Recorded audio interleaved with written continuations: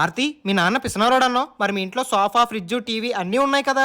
ఇవన్నీ మా నాన్నగారు కొన్నావు కాదు, మా పెద్దనాన్నగారే ఈ ఇల్లు ఇంట్లో ఉన్న సామాన్లు ఇచ్చారు. సరే, మాకు టైం అవుతుంది, వెళ్తాం.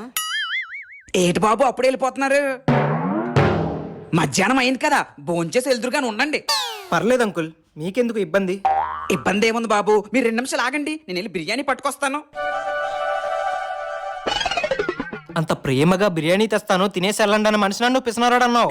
మా నాన్నగారు అలా అడిగారంటే తర్వాత పరిణామాలు చాలా వైల్డ్గా ఉంటాయిరా. A few moments later. ఇదిగోండి బాబు బిర్యానీ.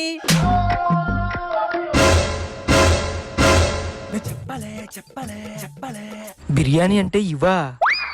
మీరు మొహమాట పడుతున్నట్టున్నారు, పోనీ మీకు కావాల్సిన తినండి. ఏదైనా మిగిలిపోతే నేను ఫ్రిడ్జ్ లో పెట్టుకొని రేపు పొద్దున్న వేడి చేసుకొని తింటాను.